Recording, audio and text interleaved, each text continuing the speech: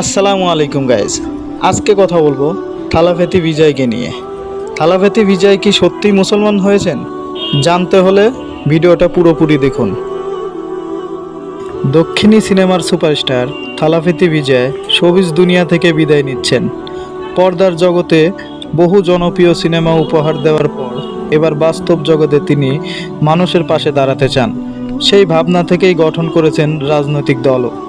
শুক্রবার 7 মার্চ চেন্নাইয়ে বিজয়ের সেই দলের পক্ষ থেকে রমজান উপলক্ষে বিশাল ইফতার পার্টির আয়োজন করা হয়। এই আয়োজনে পুরোপুরি ইসলামী পোশাকে হাজির হন অভিনেতা। সাদা পোশাকের সঙ্গে পরেন টুপিও।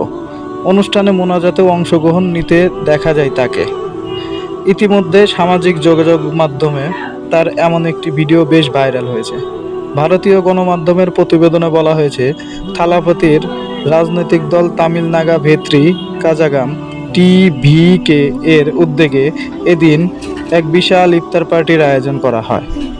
বিজয় এদিন রোজাও রেখেছিলেন। তিনি ইফতার ও নামাজেও অংশ নেন। এই আয়োজনে প্রায় 3000-এর মতো লোককে ইফতার করানো হয়। এছাড়া 15টি স্থানীয় মসজিদের ইমামদেরও অনুষ্ঠানে আমন্ত্রণ জানানো হয়। উল্লেখ্য, দক্ষিণী সিনেমার এই সুপারস্টার চলতি বছরের ফেব্রুয়ারিতে নতুন রাজনৈতিক দল গঠন করেন। তিনি 2026 সালের তামিলনাড়ু বিধানসভা নির্বাচনে প্রতিদ্বন্দ্বিতা করার পরিকল্পনা করেছেন।